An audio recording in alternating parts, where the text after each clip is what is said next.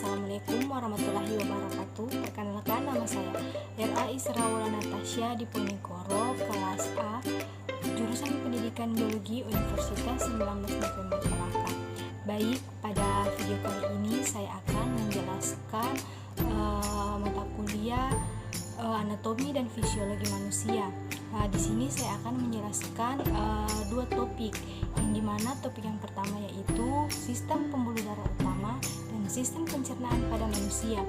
Nah, baik, pada sistem pembuluh darah utama yaitu terdapat ada pembuluh darah arteri, yang dimana yaitu yang membawa darah bersih atau oksigen, kecuali arteri pulmonalis. Pada arteri ini mempunyai dinding yang tebal, mempunyai jaringan elastis, dan mempunyai katup. Hanya pada permukaan keluar dari jantung menunjukkan adanya tempat untuk mendengarkan denyut jantung. Nah, sedangkan pada pembuluh darah vena yaitu membawa darah kotor, sisa metabolisme dan CO2. Kecuali vena pulmonalis.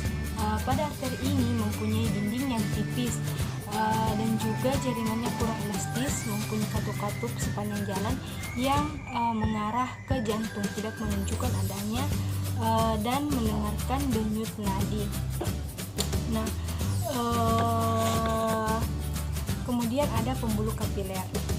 Di mana pembuluh kapiler ini biasanya sebagai pembuluh yang terdiri dari sel-sel endotel, diameternya itu kira-kira 0, mm. Pembuluh kapiler ini sangat kecil.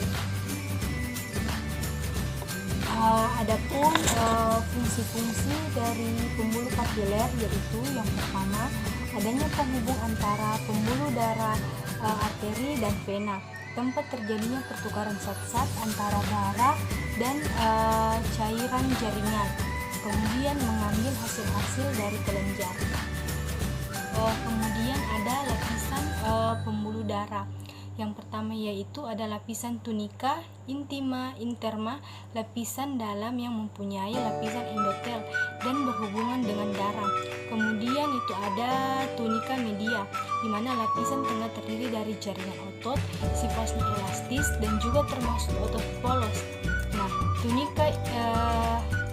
kemudian ada tunika adventisia, di mana lapisan luar terdiri dari jaringan ikat yang berguna menguatkan dinding-dinding arteri.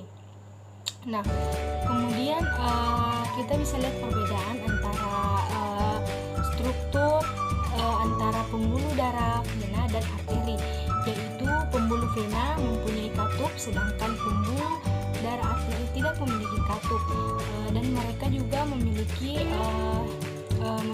jaringan ikat dan memiliki jaringan otot polos yang sama.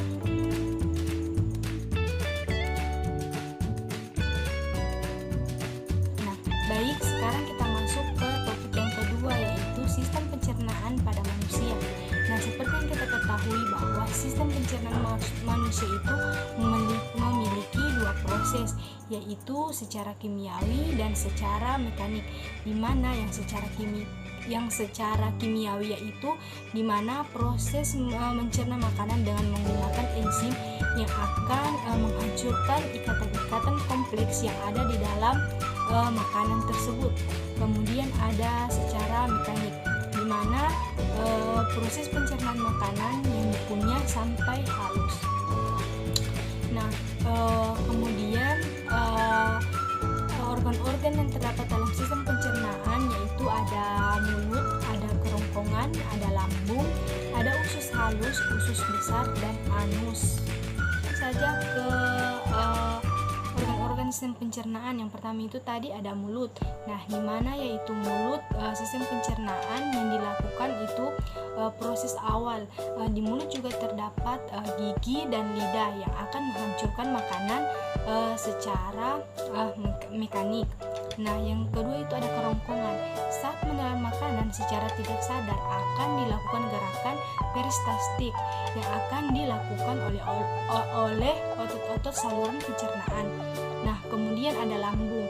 Nah, organ yang berongga atau wadah yang berfungsi untuk menyimpan makanan saat sedang dicampur dengan enzim.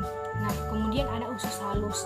Nah, usus halus yaitu untuk menghancurkan zat-zat makanan, Terus peran usus halus untuk menyerap makanan tersebut. Nah, adapun